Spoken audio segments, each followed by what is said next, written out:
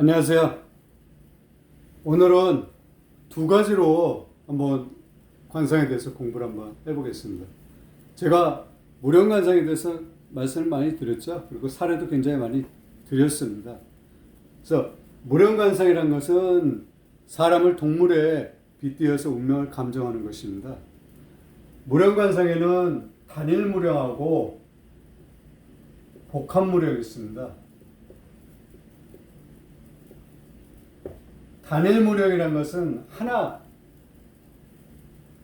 그 사람을 보고 이 사람이 뭐 호랑이상인지 사자상인지 여우상인지 늑대상인지 이렇게 한 가지로 판단하는 게 단일무령입니다. 그러면 복합무령이라는 건 복합, 두 가지 이상이 섞인 거죠. 그래서 이 복합무령을 판단하는 데는 굉장히 좀 어렵습니다, 사실.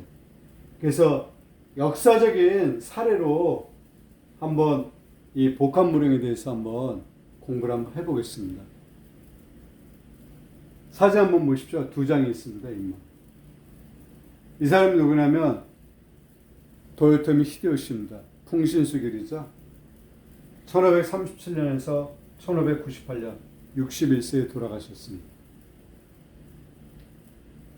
왜 제가 도요토미 히데요시를 오늘 준비했냐 그러면 이거는 역사적인 기록에 있기 때문에 그렇습니다. 그게 좀 더 여러분한테 제가 설득할 수 있는 설득력이 있고 여러분도 이해가 좀 더 쉬울 것 같아서 도요토미 히데요시를 오늘 준비했습니다. 1591년에 일본 사신으로 갔던 김성이라는 분이 이렇게 말했습니다. 도요토미 히데요시를 보고 돌아와서 임금께 이렇게 아뢰은 거죠. 히데요시를 원숭이상의 눈매가 쥐와 같다라고 했습니다. 상은 원숭이상의 눈매가 쥐와 같더라고 이렇게 평가를 했다고 합니다. 이게 복합무령입니다. 김성이란 분이 무령관상을 공부했는지 안 했는지 그건 잘 모르겠습니다.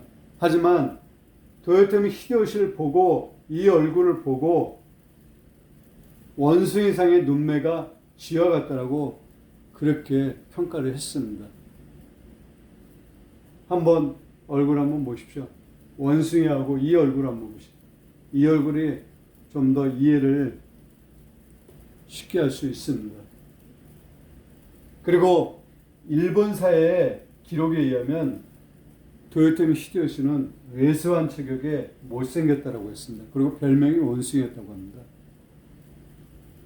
그러면 원숭이상의 눈매가 쥐라고 했습니다. 이것을 제가 복합무령이라고 말씀을 드렸죠. 그러면 이렇게 원숭이상의 눈매가 쥐를 닮았다고 한 것을 한자로 표현하자 그러면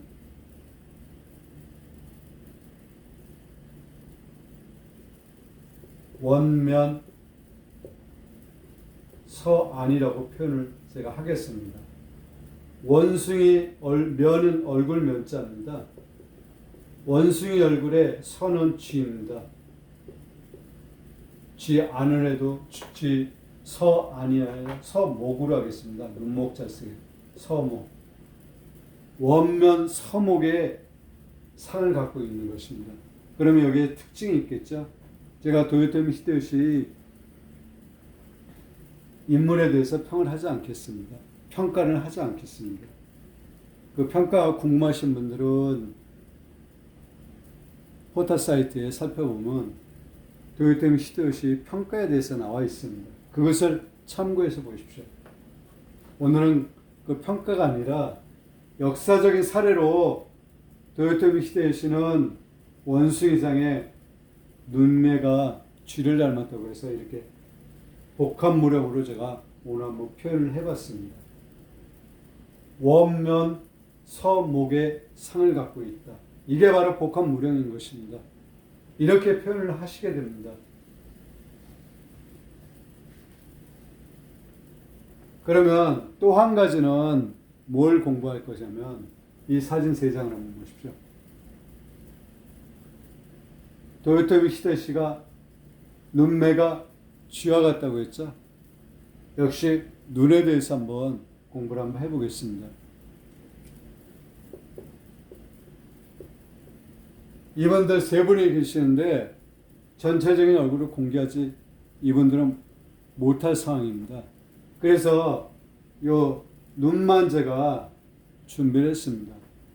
한번 보십시오. 특징이 딱 눈에 들어오죠? 닮았습니다. 그렇죠? 이분들의 직업도 다 동일합니다.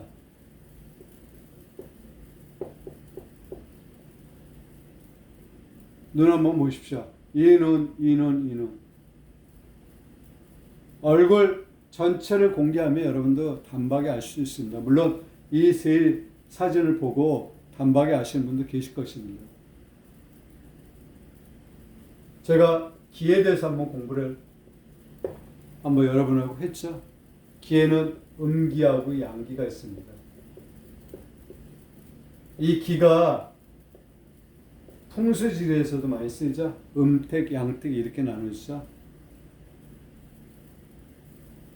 이 세 분의 이 눈은 음기가 강한 눈입니다. 그래서 직업도 그런 쪽에 직업에 종사하시는 그런 분들입니다. 이렇게 눈이 중요한 것입니다. 그래서 제가 눈에 대해서 굉장히 강조를 많이 해오고 앞으로도 할 것입니다. 그리고 지금도 하고 있죠. 그래서 여러분은 사람을 보실 때 항상 눈을 살펴보십시오. 눈만 보면 80% 이상은 판단을 내릴 수가 있습니다. 그만큼 눈이 중요한 것입니다. 오늘은 복합무령에 대해서 어떻게 잡아서 말하는지 오늘 도요토미 히데요시를 예를 들어서 살펴봤습니다. 다음에도 역사적인 인물에 대해서 그게 가장 좋습니다. 왜냐하면 역사 기록에 남아있기 때문에 제가 임의로 해가지고 하는 것보다 이게 더 여러분한테 더 신빙성이 있기 때문에 제가 말씀드립니다. 그리고 여러분도 보시고 어느 정도 이해를 충분히 하실 수 있다고 생각했기 때문에 오늘 준비를 했습니다. 이런 내용들이 역사적으로 많이 있습니다. 오늘은 이 정도로 하겠습니다. 대단히 감사합니다.